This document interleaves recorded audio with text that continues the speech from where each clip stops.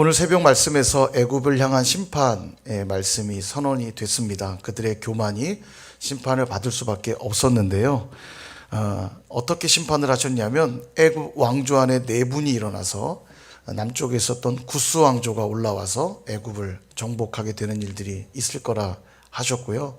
나일강이 다 말라버려가지고 사실은 나일강 때문에 그들은 번성했는데 나일강 때문에 도리어 이제 나일강이 마르는 일로 산업과 경제 기반이 다 무너지게 되고 농업이 파산하고 어업이 파산하고 직조업이 파산하고 그리고 고대로부터 기학, 수학, 천문학, 건축학 이런 것들이 다 발달했던 뛰어난 지혜를 가지고 있던 애굽에 그 지혜를 어리석게 하여 완전히 쫄딱 망하게 되는 심판이 선언이 되었죠.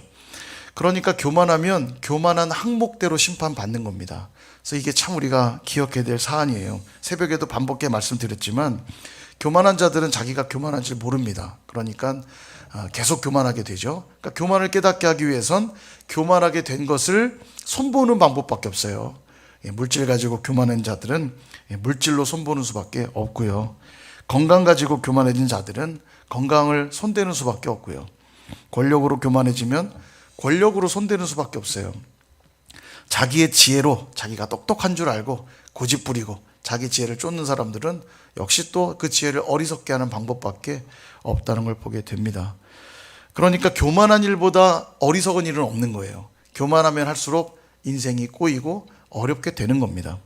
그러므로 바라기는 저와 여러분 모두가 늘 주 안에서 겸손할 수 있기를 축원드립니다. 근데 이제 오늘 본문에서는 그렇게 심판만 선포된 게 아니라 회복의 메시지도 선포가 되고 있습니다. 교만했던 애굽도 회복될 수 있다면 우리는 얼마나 더 회복될 수 있겠습니까? 도저히 회복될 수 없을 것 같은 교만했던 애굽도 회복의 메시지가 선포된다면 회복의 은혜를 누리지 못할 자는 없다는 얘기겠죠. 여기서 우리가 알 수 있습니다. 하나님의 심판의 목적은 망하게 하는 데 목적이 있지 않고 돌이키게 하고 회복하게 하고 구원하게 하고자 하는 데 목적이 있다는 거예요. 자녀들을 혼내보셔서 아실 거예요. 죽일 것처럼 혼내지만 쫓아낼 것처럼 혼내지만 사실은 부모님 마음엔 얼마나 큰 아픔이 있습니까? 사랑하기 때문에 혼낼 수밖에 없고 혼내고 나면 혼자 돌아서서 눈물 짓고 또 잠든 아이의 멍든 다리를 약 발라주고 그죠? 눈물 짓는 게 부모 아닙니까? 왜 매를 때려요? 스트레스 풀려고 때리는 것도 아니고 내쫓으려고 때리는 것도 아니죠. 딱 하나, 이 자녀가 잘 되기를 바라서 혼내는 거랑 똑같은 겁니다. 하나님 무섭게 심판하는 것 같지만 그 목적은 망하게 하는 데 있지 않고 돌이키게 하고 회복하게 하고 잘 되게 하시려고 혼내시는 거죠. 그래서 하나님의 자비와 긍휼을 발견하는 것이야말로 우리 인생의 가장 값진 일입니다. 이걸 늘 기억하셔야 돼요. 목마른 자에게는 뭐가 가장 필요하죠? 물이 필요하죠. 목말라서 죽을 것 같은 자에게 진주를 준다 한들 보석을 준다 한들 하나도 귀한 것이 아닙니다. 진주나 보석이 참 귀한 가치 같지만 목마른 자에겐 하나 쓸데없는 거예요. 목마른 자에겐 물이 공급되어야 되는 것처럼 우리가 죽을 영혼이고 망할 영혼이고 저 지옥불에 떨어질 존재라는 것을 아는 자들에겐 다 필요 없는 거예요. 하나님의 그 긍휼과 자비만이 가장 값진 것인 겁니다. 그 소식이 들려올 때 그게 바로 복음, 기쁜 소식인 거죠. 그래서 하나님의 자비와 긍휼을 발견하는 것이 가장 값진 거라는 것 우리가 늘 믿을 수 있기를 축복합니다. 오늘 본문에 보니까 애굽을 회복시키는 메시지를 주시는데요. 여기서 몇 가지 교훈을 좀 얻고자 합니다. 애굽이 회복되는 과정이 몇 단계로 진행되는 걸 보게 되는데요. 3단계로 정리하면서 정리할 교훈을 나누고자 하는데 첫 번째는 하나님을 두려워하는 것으로 시작이 됩니다. 16절 말씀을 우리 같이 한번 읽어보도록 하겠습니다. 시작. 그날에 애굽이 부녀와 같을 것이라. 그들이 만군의 여호와께서 흔드시는 손이 그들 위에 흔들림으로 말미암아 떨며 두려워할 것이며. 아멘. 여호와께서 여기 손을 흔드신다는 표현이 나오는데요. 이것은 이제 심판하신다는 이야기입니다. 손을 흔드는 건 심판의 메시지인데 더군다나 이 흔들다는 단어 어디에 나오냐면 요제를 드릴 때 우리가 제사제도 배웠잖아요. 요제 올려드려서 이렇게 흔들어 드리는 제사인 요제를 보면 흔들어 드리도록 돼 있는데 이때 이 흔들다가 같은 단어예요. 그러니까 그 손을 애굽 위에 흔든다는 것은 요제를 드리며 흔드는 것과 같은 개념인데 그럼 요제를 올려드리며 흔든다는 건 뭐냐면 이제 이것은 내 것이 아니라 당연히 하나님의 것입니다. 하나님의 주권하에 있는 것입니다. 그리고 올려드림의 상징이 흔드는 것인데, 여호와의 손이 애굽 위에 흔든다는 건 애굽의 모든 주권이 나에게 있다, 이 말씀을 선포하고 있는 것입니다.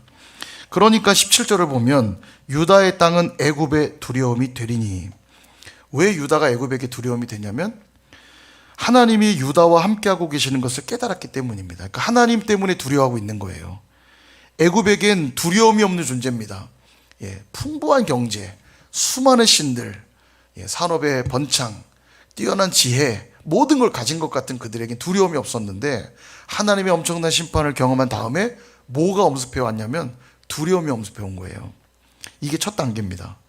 하나님의 심판에 손을 흔드니까 두려움이 임한 거예요. 자, 그러면 하나님의 심판이 임하면 다 두려워하는가? 전혀 그렇지 않습니다. 우리가 아는 대로 출애굽기 보면 바로 왕이 그랬어요. 모세가 와서 10가지 재앙 할 때, 우리 10가지 재앙 공부했잖아요. 수요 SBS 때. 뭐죠? 비, 개입하, 가종호, 매흑장. 나일강이 피로 변하는 것, 뭐 종종 있는 일입니까? 나일강은 그들에게 생명줄이에요. 오늘 나가보니까 피로 바뀌어 있는 거예요. 얼마나 공포스럽겠어요. 여기서만 피나도 막 죽을 것처럼 이러시지 않으세요? 막 오늘 다 산 것처럼 피가 여기 조금만 나도 막 근데 나일강이 피로 바뀌었다고 상상해 보세요. 이거 보통 충격이 아닙니다. 집안에 막 개구리가 막 뛰어다니는 거예요. 개구리 한 마리만 나타나도 아마 기절초풍할 텐데, 개구리가 막 난리가 난 겁니다. 밥상이고 뭐고 막 침대고 뭐고, 이가 막 득실거리고, 파리떼가 막 날리고, 내가 키우는 소중한 재산 중에 하나인 이 가축에게 돌림병이 돌고, 난리가 아니죠. 악성 종기가 막 발하고, 그죠? 메뚜기 떼나 날아다니고, 우박도 이런 우리가 경험하는 그 정도 우박이 아니고요. 굉장히 덩어리가 커가지고 맞으면 사람이 죽을 수 있을 만큼의 우박, 이런 게 막 떨어지고, 엄청나죠. 흑암이 막 임하고 장자가 죽고. 그런데 바로가 어떻게 했습니까? 이 엄청난 재앙을 겪을 때마다 계속 강팍했어요. 마음을 열 것처럼 굴다가 안 돼, 안 보내줘. 안 돼, 안 보내줘. 여러분, 교만한 자들은요 쉽게 그 마음 꺾지 않습니다. 아무리 무서운 심판들이 돼도요, 이 교만한 자들은 쉽게 포기하지 않아요. 끝까지 강팍해지고요, 마지막 장자까지 죽으니까 왕궁에도 울음바다가 된 거죠. 그러니까 바로의 장자도 죽게 되니까 그때는 더 이상 어찌할 수 없으니까 보내줘요. 그래, 나가라. 포기, 나가고 불과 얼마 안 돼서는 다시 강팍해져요. 내가 뭔 짓 한 거지? 군대 잡으러 가. 보냅니다. 그리고 이제 홍해 앞까지 쫓아가죠. 결국 어떻게 돼요? 홍해에 다 수장돼 버리죠. 그 강력한 군대까지도 다 수장돼 버리고 마는 겁니다. 교만한 자들은요, 하나님의 강력한 권능과 심판을 경험해도 절대 돌이키지 않는 것을 보게 됩니다. 그러므로 구원의 은혜란 하나님을 두려워하는 것으로부터 시작이 되는 거예요. 이게 되게 큰 은혜입니다. 하나님의 행하신 일들을 보고 내 안에 두려움이 생긴다면 이거 되게 큰 은혜예요. 그 주변에 구원받는 자들을 보면요, 예수님 복음을 전했더니 쉽게 그 복음을 받아들인 자들 보면 다 그들 안에 어떤 두려움이 있는 것들을 보게 돼요. 죄에 대한 두려움이라든지 죽음에 대한 두려움이라든지. 그래서 내가 어찌할꼬, 이 고민 있는 자들에게 복음이 선포되잖아요. 그들은 덥석 복음을 받아듭니다. 왜냐하면 죄의 문제를 해결할 길이 제시가 되고 죽음 이후의 길들이 제시가 될 때 복음을 듣게 되니까, 그래서 이걸 기쁜 소식이 되는 거예요. 목마른 자들에게 물이 필요했던 것처럼 영혼의 두려움이 있는 자들에게, 하나님을 향한 두려움이 있는 자들에게 복음이 선포될 때 그게 기쁜 소식으로 들려지는 겁니다. 그래서 여러분, 두려움이 없는 상태를 우리는 완고함이라고 부르죠. 그들은 두려워하지 않습니다. 하나님이 아무리 말씀하셔도 꿈쩍도 안 해요. 왜냐하면 하나님이 두렵지 않거든요. 하나님이 아무리 무서운 말씀을 하셔도 꿈쩍하지 않는, 바로 모세 앞에 바로처럼 그 완고한 상태가 교만인 것이고요, 이 교만이 죄라는 겁니다. 그러나 하나님을 향한 두려움 있는 자들을 보세요. 하나님의 권능이 임하고 하나님의 심판이 임하면 당연히 두려움이 임하기 때문에 반드시 회개의 자리로 나아가게 됩니다. 그래서 하나님의 사람들은 고난이 찾아오고 어려움이 찾아오면 가장 먼저 하는 일이 뭐냐면 삶을 돌아봐요. 내가 혹시 하나님 앞에 범죄함은 없는지, 내가 하나님 보시기에 합당하지 못한 모습은 없는지, 내가 순종하지 못한 하나님의 뜻은 없는지, 순종해야 될 하나님의 뜻은 없는지, 이런 것들을 두렵고 떨림으로 내 마음과 내 삶을 돌아보는 거죠. 왜냐하면 하나님이 내 삶을 통치하고 계시는 걸 알기에 항상 두렵고 떨림으로 주님을 바라보는 것입니다. 그럴 때 하나님의 권능이 그에게 경험되는 것이고 회복의 은혜가 시작이 되는 거예요. 그래서 시편 31편 19절은 우리에게 이렇게 말씀합니다. 주를 두려워하는 자를 위하여 쌓아두신 은혜, 곧 주께 피하는 자를 위하여 인생 앞에 베푸신 은혜가 어찌 그리 큰지요. 얼마나 놀라운 말씀입니까? 주님을 두려워하는 자들에게 은혜가 그렇게 크다는 거예요. 사랑하는 여러분, 우리 하나님을 두려워하는 것이 우리가 사는 길입니다. 왕이 행차하는데요, 얼굴을 쳐들고 어떻게 생겼나 얼굴 좀 보자. 나랑 비교해서 뭐 얼마나 잘났는지 한번 얼굴 좀 보자. 그럼 어떻게 돼요? 죽음을 면치 못하죠. 왕의 성은을 입을 수가 없어요. 그는 큰일 납니다. 그러나 왕이 행차할 때 넙죽 엎드리는 자에게 왕의 성은이 임하는 거예요. 다 보셨잖아요, 사극. 그죠? 조선시대에 살지는 않았지만 우리가 다 사극 봤잖아요. 왕 앞에 그렇게 넙죽 엎드리는, 두려움으로 엎드리는 것이 바로 경외입니다. 경외. 하나님을 경외하는 자들, 바로 그들은 그분의 말씀이 임할 때 내 안에 그 두려움과 경외심이 있기 때문에 아멘, 아멘으로 받고요, 주신 말씀에 순종하는 겁니다. 그럴 때 구원의 은혜가 임한다는 사실을 늘 기억하시고 늘 두렵고 떨림으로 주님 앞에 서시는 저와 여러분 되시기를 축원드립니다. 두 번째 단계는 하나님을 예배하는 자리로 나오는 단계예요. 보면 심판을 통해 하나님을 두려워하게 된 이 애굽은 강력한 태세 전환을 합니다. 18절을 보시면 그날에 애굽 땅에 가나안 방언을 말하며 만군의 여호와를 가리켜 맹세하는 5 성읍이 있을 것이며 그 중 하나를 멸망의 성읍이라 칭하리라. 여러분, 애굽 땅에서 가나안 방언을 말한다는 게 뭘 말하냐면 이스라엘을 닮아간다는 뜻이에요. 가나안 방언이라고는 돼 있지만 팔레스타인 땅에서 이야기하는 그 언어를 애굽이 따라한다는 얘기예요. 그러니까 이스라엘을 닮아간다는 얘기인데 쉽게 말하면 언어가 바뀌는 거예요. 언어가 세상 언어에서, 애굽에서나 쓰던 언어에서 이스라엘 백성들이 사용하는 언어로 바뀌는 거예요. 하나님 나라 언어로 바뀌는 거죠. 그래서 여러분, 신앙생활하는 사람들 보면 가장 먼저 바뀌는 게 뭐냐면 언어가 바뀌어요. 말이 바뀝니다. 사용하는 단어가 바뀌고요. 그래서 어디 가도 말하는 거 들어보면 저 사람 교회 다니는구나 금방 알아요. 교인들만 쓰는 단어들을 잘 쓰고요. 뉘앙스나 톤도 바뀌어요. 들어보면 알아요. 저 사람 진짜 크리스찬이구나 금방 압니다. 그래서 이 언어가 바뀌는 게 가장 순서예요. 그러면 주변에서 말하죠. 너 요즘 말하는 게 이상하다. 너 요즘 뭐 교회 다니냐? 이러죠. 언어가 바뀝니다. 그리고는 여호와를 가리켜 맹세하는 5 성읍이 있을 거래요. 이 5 성읍이 뭔지는 몰라도 그 중에 한 성읍이 멸망의 성읍이다 이렇게 말합니다. 여호와를 가리켜 맹세한단 말이 뭐냐면 여호와를 신뢰한다는 뜻이에요. 그러니까 5 성읍이 여호와를 신뢰하게 될 건데 그 중에 한 성읍의 이름이 멸망의 성읍이래요. 멸망의 성읍이라고 번역은 돼 있는데 이게 이제 뭘 말하냐면 그 성읍이 멸망받아 마땅한 성읍이란 얘기예요.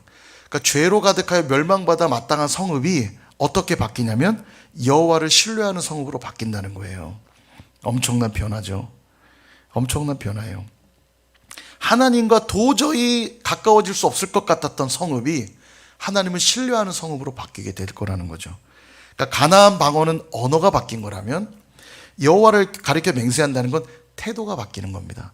그러니까 하나님을 두려워함으로 주님 앞에 나온 자들에게 어떤 변화가 일어나냐면 언어가 바뀌고 삶의 태도가 바뀌는 거죠. 그래서 뭘 하냐? 19절을 보시면 그날에 애굽 땅 중앙에는 여호와를 위하여 제단이 있겠고 그 변경에는 여호와를 위하여 기둥이 있을 것이요.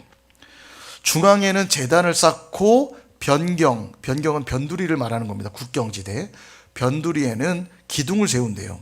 이 제단을 쌓고 기둥을 세우는 건 뭐냐면 구약에 보면 그죠? 이 하나님을 예배할 때 제단을 쌓고 기둥을 세워서 기름을 붓고 제사를 하거든요. 예배하는 장면을 지금 설명하고 있는 거예요. 그러니까 애굽의 중앙에는 제단이 있고 애굽의 변두리에는 기둥이 있다는 건 애굽 전체가 예배하는 땅이 될 것이다. 이렇게 말씀하고 있는 거죠. 얼마나 놀라운 태세 전환입니까? 애굽이 심판을 받아 마땅한 땅이었는데 이제는 애굽 전체가 하나님을 예배하는 땅으로 바뀐다는 거예요. 예배를 모르던 사람이 예배하기 시작하는 것보다 더 놀라운 일은 없습니다. 예배를 모르는 사람들은요, 이렇게 앉아서 예배하는 장면을 이해 못해요. 왜 저러고 있을까? 왜 저러고 있을까? 이해 못해요. 말씀 듣고 앉아서 막 즐거운 표정으로 말씀을 듣고 아멘하고 이런 게 이상한 사람처럼 보이죠. 근데 하나님을 만난 자들에게 일어나는 변화가 예배의 변화입니다. 그래서 예배는 하나님의 백성들만 하는 행위예요. 하나님을 모르는 자는 절대 예배 못합니다. 그 강박하던 우리 아버지가 예수님을 딱 만나니까 어떤 일을 가장 먼저 하시냐? 주일날 교회 가는, 얘기 안 해도 교회를 가셔요. 예배의 자리로 먼저 갑니다. 이게 일어나는 가장 큰 변화예요. 예수님을 믿고 교회 가자고 설득하지 않아도 먼저 가세요.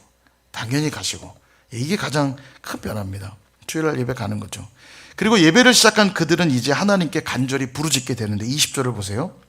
이것이 애굽 땅에서 만군의 여호와를 위하여 징조와 증거가 되리니 이는 그들이 그 압박하는 자들로 말미암아 여호와께 부르짖겠고 그리고 그들을 건지실 거다, 이렇게 말씀하죠. 하나님을 신뢰하는 자들은 반드시 그 다음 어떤 행위가 또 나타나냐면 하나님께 부르짖어 기도하기 시작합니다. 왜냐하면 하나님을 신뢰하니까. 기도하면 들어 응답해 주시는 거 이제 알기에 기도하기 시작해요. 예배하기 시작한 자들이 다음 행보는 기도하기 시작합니다. 하나님을 신뢰하니까.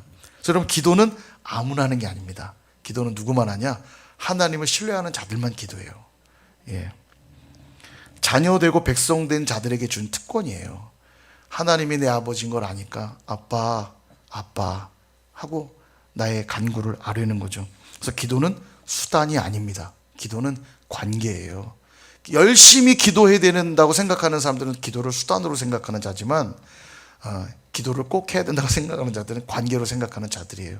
왜냐하면 가족들과 대화하잖아요. 같이 밥을 먹고 대화하고, 기도가 그런 것입니다. 하나님과 관계를 맺은 자들에게 반드시 나타나는 게 기도예요. 기도를 통해 뭘 확인하냐면 하나님이 내 아버지라는 걸 확인하고 또 내가 하나님의 자녀라는 걸 확인하는 게 바로 기도입니다. 그래서 기도는 수단이 아니라 수단이 있기 이전에 관계예요. 그래서 여러분, 항상 기도해야 됩니다. 기도를 통해서만 내가 하나님의 자녀라는 걸 확인하거든요. 1년 내내 아버지랑 한마디도 안 하는 자녀는 없어요. 모르겠습니다. 관계가 다 깨진 가정은 그런 가정이 있을지도 모르겠지만 그건 정상적이지 않은 가정일 뿐이고요. 가족이라면 당연히 아버지가 들어갔는데 자녀들이 쳐다보지도 않는다. 이게 문제가 있는 가정이죠. 아버지 들어가면 다녀오셨어요 인사하고요. 자녀들이 학교 갈 때도 아빠, 엄마 학교 다녀오겠습니다. 배고프면 엄마 나 배고파. 그죠? 같이 밥 먹으면서도 한마디도 안 하고 말 걸지 마세요. 그렇게 안 하잖아요. 밥 먹으면서도 나 오늘 이런 일이 있었는데 교회 갔는데 목사님 말씀 너무 좋아. 이러면서 목사님 목이 다 맛이 가서 불쌍해. 이런 얘기 막 할 거 아닙니까? 그죠? 가급적 험담은 하지 마시고 좋은 얘기, 가족들하고 좋은 얘기. 그게 기도예요. 하나님 오늘 저 이런 일이 있었어요. 누가요 이런 말 했는데 저 너무 속상했고요. 하나님 제 마음 좀 만져주세요. 그러면 하나님 음성이 다 임해요. 사랑한다 아들아, 내가 너와 함께 했는데 걱정하지 마. 내가 다 만져줄게. 그 문제도 다 정리해줄게. 걱정하지 마. 그렇게 위로받으니까 또 힘이 나고, 그러니까 또 그에게 가서 또 사랑으로 또 품고 그런 게 되는 거죠. 그래서 기도가 되게 중요해요. 기도가 내가 하나님의 자녀라는 것을 확인하는 것입니다. 기도하지 않고 바른 신앙생활은 무조건 불가능해요. 하나님과 교제하지 않는데 주님을 닮아갈 수도 없고요. 하나님의 뜻을 분별할 수도 없어요. 늘 자기 고집대로 살게 되어 있고요. 그들에겐 변화가 없죠. 그러니까 언어와 태도가 바뀌었고요. 예배하기 시작했고 부르짖기 시작했고, 그래서 이번에는 21절 중간 이후에 보면 애굽이 여호와를 알고 제물과 예물을 그에게 드리고, 이게 예배죠. 경배할 것이요 여호와께 서원하고 그대로 행하리라. 이제 그의 삶이 완전히 바뀝니다. 서원하고 그대로 행해요. 예배하고 부르짖기 시작하니까 이제는 그 예배가 삶의 예배까지 이어지게 되는 걸 보게 됩니다. 그냥 억지로 끌려와서 예배당에 간신히 앉아서 신앙생활 하는 자처럼 흉내만 내고 있는 수준이 아니라 이제는 하나님 앞에 내가 서원하고 그 서원한 그대로 행하는 삶으로 바뀌어지죠. 그러니 하나님이 그런 자에게 은혜를 안 베푸실 리가 있습니까? 베푸실 수밖에 없죠. 22절 뒷부분 보면 그들의 간구함을 들으시고 그들을 고쳐주시리라. 심판이 임해 다 망한 것 같았지만 이제 그들의 삶이 그렇게 바뀌니까 하나님 그들에게 은혜 부어주시는 거예요. 이제는 그들의 간구를 들으시고 그들을 다 고쳐주시는 거예요. 심판받아 다 망하고 멍들고 매맞은 부위들 다 고쳐주시는 겁니다. 약 발라주시고 또 책상 위에 용돈 놓고 가시고 편지 쓰고 가시고 내가 너를 미워서 혼낸 거 아니다.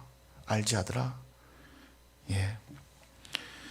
사랑하는 여러분, 하나님의 백성들은 하나님을 예배하는 자들입니다. 그들은 어떤 자들이냐면 언어가 바뀌고 태도가 바뀐 자들이고요. 예배하되 신실하게 예배하는 자들이고요. 또 하나님께 부르짖어 기도하는 자들입니다. 그리고 이제는 억지로가 아니라 자원함으로 하나님을 위해 헌신하고 충성하는 자들이에요. 저와 여러분이 그런 자들이 될 수 있기를 축원드립니다. 마지막 세 번째 단계는 복을 누리고 복을 전하는 단계입니다. 23절과 24절을 같이 한번 읽어보겠습니다. 시작. 그날의 애굽에서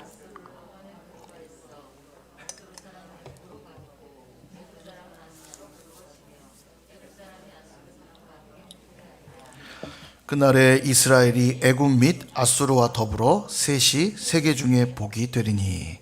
아멘. 전 이 말씀이 너무너무 짜릿해요. 대적 중에 대적이었던 아수르, 애굽, 정말 악의 축과 같았던 그들이 이제는 이스라엘과 함께 모두 통하는 존재가 된 거예요. 하나님 안에서 공감대가 생겼다는 얘기죠.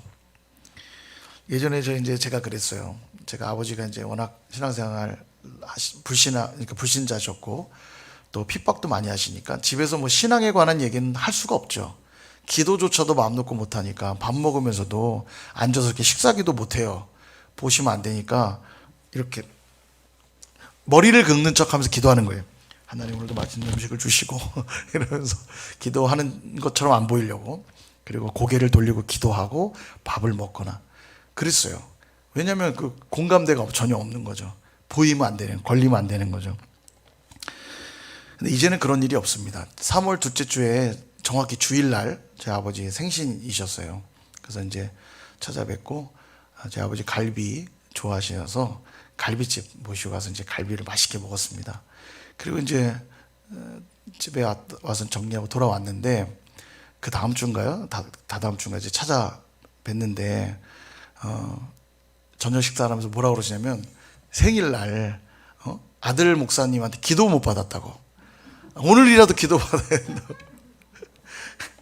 이거를 저희 가정의 상황을 아는 사람들은 야 정말 기적이란 생각이 들 수밖에 없어요. 저조차도 막 가슴이 막 지금도 상상하면 설레요. 왜냐하면 기도조차도 아버지 앞에서 마음껏 할 수 없었는데 이제는 뭐 아버지도 항상 이러고 식사 기도도 지금도 이렇게 하고 기도하세요. 손을 모으고 보면 애기처럼 이렇게 항상 기도하시고 그리고 이제 아들 목사님 기도 받겠다고 또 이렇게 하시는 거 보면은 참 뭐 이런 게 기적이지 뭐가 기적인가 싶어요. 하나님 안에서 공감대가 생긴 거예요. 영원히 우리 아버지 예수님 과연 믿긴 믿을까? 저 기도 안 했다니까요. 안 변하시는 것 같아서 기도 끝. 기도 안 해 이제 너무 힘들어서 기도해도 안 변하시는 것 같아서 모르겠다. 나도 모르겠다. 근데 참 완전히 이제 다른 가정이 됐죠. 애굽 같았고 아수르 같았는데 이제는 그 셋이 복이 됐대요. 셋이 복이 됐대요. 이 얼마나 짜릿한 고백입니까? 이 정도면 성공한 거 아닙니까? 그러니까 돈이 많으면 성공한 겁니까? 같이 함께 하나님 이야기를 나눌 수 있고 신앙 이야기를 나눌 수 있고 저희 교회 얘기를 막 들으면서 같이 좋아하시는 거예요. 아우 너무 잘 됐다. 너무 잘 됐어. 우리 교회 얘기 들으면서 막 좋아하시고 옛날 같으면 뭐 상상도 못하죠. 무슨 교회 얘기를 합니까? 교회 갈 때도 거짓말 치고 갔는데 수련회 한번 가려고 그러면 거짓말 치고 세미나가 있어서요. 지방에 세미나 좀 다녀오겠습니다. 그러고 수련회 가서 3일 내내 마음 졸이면서 혹시나 걸리면 어떡할까 이 생각에 마음 졸이고 수련회 다녀오고 늘 그랬거든요. 근데 이제는 교회 얘기 같이 나누면서 교회에서 이런 헌금들이 우리 교회 어떤 청년이 헌금을 보내줬다고 막 나눴더니 아우 진짜 너무 감사하네 막 같이 좋아하시면서 그리고 또 이제 아버지 교회 얘기도 막 하시고 얼마나 좋은지 그런 식탁에서 그런 이야기를 나눈다는 게 저한테 너무 기적인 거예요. 야 이게 기적이지. 여러분 제대로 우리가 신앙생활하면 믿음 안에서 서로 통합니다. 아마 교회 안에 지체들끼리도 많이 경험할 거예요. 믿음 안에서 막 대화를 나누면 막 가슴이 뭉클해지고 감사가 막 나고, 그 사람이 잘된 일인데 막 내가 감사하고, 너무 잘됐다, 너무 잘됐다. 예. 오늘 하윤이가 태어났는데 내 손주도 아닌데 막 이런 마음 드셨어요 혹시? 여러분 좀 문제 있는 거예요. 근데 같이 막 기뻐하셨잖아요. 내 손주 같고 우리의 일이고 나의 일 같고. 예, 그런 겁니다. 그게 신앙 공동체 믿음 안에 있는 자들의 모습 아니겠어요? 남의 일 아니고 우리의 일인 거죠. 누군가 어려운 일 당할 때 같이 막 안타까워하고, 그죠? 그게 그런 거예요. 지금 그렇게 됐다는 거예요. 이스라엘도 애굽도 아수르도 함께 하나가 돼서는 셋 다 복이 될 것이래요. 이게 얼마나 짜릿한 말씀입니까? 너도 복이 되고 나도 복이 되니까 우리를 뭐라고 불러요? 복덩어리. 복덩어리 된 겁니다. 하나님이 빠진 자들은 똥덩어리. 하나님이 계시면 복덩어리. 예. 바라기는 우리 선일교회가 복덩어리 될 수 있길 소망합니다. 너도 복이고 나도 복이고. 이걸 확인하는 게 신앙생활이에요. 하나님의 은혜를 나눴더니 내일처럼 기쁘고, 너도 그랬어? 나도 이번 주에 이런 기도응답 받았어. 진짜? 할렐루야. 막 같이 기도하고 같이 기뻐하고. 그러니까 그 다음 주 가서 교회가 또 나누고 싶은 거예요. 나 이번 주에 또 이런 일이 있었다고 나누고. 어려운 일이 있어도 가장 먼저 교인들 생각나. 전화해서 집사님, 권사님 기도 좀 해주세요. 나 이런 일이 있어요. 그 기도 제목 들으면 나한테 또 일거리 주네. 이런 생각 드시지 않잖아요. 제가 기도할 테니까 걱정 마세요. 잘 될 거예요. 그리고 막 기도하고 나중에 또 응답된 얘기 들으면 내일처럼 기쁘고. 진짜? 할렐루야. 이게 바로 이 상황입니다. 이스라엘도 애굽도 아수르도 복이 된 상태. 얼마나 멋집니까? 이게 복덩어리죠. 그러니까 세상 사람들이 보니까 너무 보기 좋은 거예요. 저 사람들은 피 섞인 사람도 아닌데 어떻게 저렇게 서로 챙겨주고 돌봐주고, 나도 좀 저기 들어가야겠다. 이게 전도입니다. 이게 전도예요. 근데 내가 저 교회는 가기 싫으네. 맨날 저렇게 싸우고 맨날 저렇게 미워하고, 교회가 저래. 교회는 사랑하는 곳이라고 들었는데. 그런 교회는 안 가죠. 전도가 안 됩니다. 근데 그 안에 막 사랑이 넘치고 위로가 있고, 서로 가고 싶고, 야 너도 우리 교회 와봐 진짜 좋아. 이런 교회 되지. 글쎄 우리 교회는 안 오는 게 좋을 것 같아. 너 오면 상처받을 것 같아. 이러면 정말 문제예요. 이게 바뀌어야 됩니다. 우리 복덩어리가 돼야 돼요. 그래서 하나님 우리에게 복 주시는 이유 뭐라고 했죠? 그 복을 흘려보내라고. 흘려보내면 저한테 없어질 것 같죠? 아니에요. 흘려보내서 하나님이 또 채워주세요. 왜냐면 보냈으니까. 그러면 그 전보다 더 새로운 복이 되고 더 많은 복이 되고, 아니 이 친구한테 복을 줬더니 아주 즉각 잘 보내네. 내가 더 많이 맡겨야겠다. 더 많이 복을 부어주시는 거예요. 이게 당연한 원리입니다. 이게 당연한 원리. 근데 내가 움켜쥐려고 하고 이게 당연히 내 거라고 여기고 내가 누리려고 하면 이제 더 이상 안 맡겨주세요. 왜냐면 썩으니까. 저기다 불어넣으면 안 흘러가니까 더 부어줄 수가 없어요. 복을 안 주시죠. 많이 한번 흘려보내보세요. 더 많은 복 주시고요. 이게 수지 맞는 장사입니다. 그래서 다 함께 25절을 읽어볼까요? 시작. 이는 만군의 여호와께서 복 주시며 이르시되 내 백성 애굽이여 내 손으로 지은 아수르여 나의 기업 이스라엘이여 복이 있을지어다 하실 것임이라. 아멘. 너무 기분 좋은 말씀이에요. 애굽도 아수르도 이스라엘에도 우리 이름을 한번 넣어보세요. 아버지 이름도 넣어보고 어머니 이름도 넣어보고. 오늘 제가 이제 오랜만에 이제 선배님을 좀 만났는데 갑자기 할아버지 이름은 뭐냐, 아버지 이름은 뭐냐 막 물어봐요. 왜 그러시나? 그랬더니 막 적더니 잘 들어보래요. 그랬더니 이제 어떤 말씀 읽다가 성경에 보면 그런 거 나오잖아요. 누구의 증손이요, 누구의 이렇게 막 소개할 때 막 위에 대대로 이름을 부르잖아요. 그러면서 어떤 축복이 있을지어다 하는 말씀을 읽다가 생각했다는 거예요. 그래서 제가 축복해주고 싶다면서 거기다 제 할아버지 이름, 뭐 아버지 이름 넣고는 직접 읽어주는 거예요. 누구의 손자이며 누구의 아들인 지민호에게 뭐 하나님의 은혜와 평강이 하고 축복이 있을지어다 읽어주는데 제가 아멘 했는데 너무 듣기 좋더라고요. 여러분 한번 해보세요. 오늘 이 25절의 말씀에 내 백성 누구여, 내 손으로 지은 누구여, 나의 기업 누구여, 그리고 큰 소리로 복이 있을지어다. 아멘. 얼마나 좋습니까? 그러므로 늘 하나님 경외하시고 또 하나님께 예배하며 간구하시고 하나님의 그 주시는 복을 누리는 저 여러분 다 되시기를 간절히 소망합니다. 그 나라가 하나님 나라죠. 늑대와 어린 양이 함께 뒹굴고 사자가 풀을 뜯어먹는 나라, 있을 수 없는 나라. 그러나 그 나라가 가장 복된 우리가 살아가게 될 나라가 될 줄 믿습니다.